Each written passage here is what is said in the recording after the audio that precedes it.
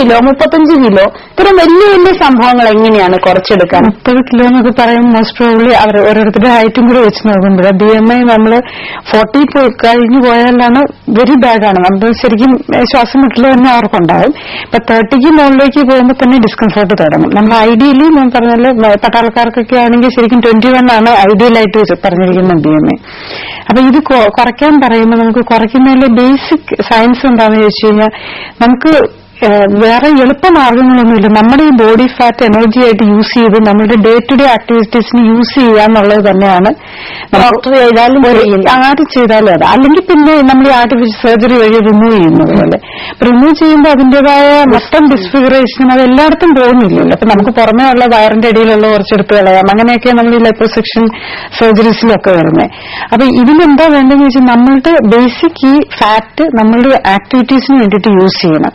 ഇതനുസരിച്ചാണെങ്കിൽ നമ്മൾ 7700 kilo calorie use ചെയ്യുമ്പോഴാണ് 1 kilo weight കുറയ്ക്കാൻ പറ്റുള്ളൂ.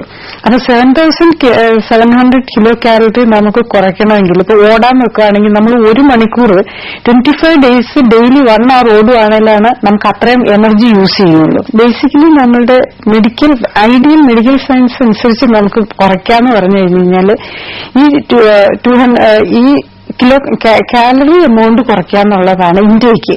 അപ്പം നമ്മൾ എങ്ങനെ അത് അഡ്ജസ്റ്റ് ചെയ്യാന്നുള്ളതാണ്. അപ്പൊ നമ്മൾ ജനറൽ ഇൻടേക്ക് ഫുഡ് കുറഞ്ഞു പോയി കഴിയുമ്പോൾ വീണ്ടും നമ്മളുടെ ഹെൽത്ത് പോയാം. നമുക്കിപ്പോ ഫാറ്റ് മാത്രമേ നമുക്ക് കുറയേണ്ടതുള്ളൂ, അതായത് കാലറി മാത്രമേ. പെട്ടെന്ന് കാണുന്ന നമ്മുടെ സ്കിന്നങ്ങ് ഭയങ്കരമായിട്ട് ചുളിഞ്ഞു വരും. എല്ലാവർക്കും ഏറ്റവും വിഷമം അതായി കുമ്പളങ്ങ നീര് കുടിക്കുക അങ്ങനത്തെ പരിപാടി ചെയ്യുമ്പോൾ ഉള്ള പ്രശ്നം. അപ്പൊ നമ്മൾ എന്താ വേണ്ടതെന്ന് വെച്ചാൽ അപ്പൊ നമ്മളുടെ പല ന്യൂട്രിയൻസും നമുക്ക് നമ്മൾ essential fatty acids, amino acids, minerals, vitamins ഇതെല്ലാം ആവശ്യമുണ്ട്. അപ്പൊ അതെല്ലാം കറക്റ്റ് പ്രൊപ്പോർഷനിൽ കൊടുത്തിട്ടാണ് വെയിറ്റ് കുറയുന്നതെന്നുണ്ടെങ്കിൽ ഈ വെയിറ്റ് റിഡക്ഷൻ കൊണ്ട് നമ്മുടെ സ്കിൻ ടെക്സ്ചറിനൊന്നും കാര്യമായ ഒരു ഡിഫറൻസ് വരികയില്ല. പിന്നെ ഈ ഹെൽത്ത് പ്രോബ്ലം നമ്മൾ പറഞ്ഞ പോലെ ഹെൽത്ത്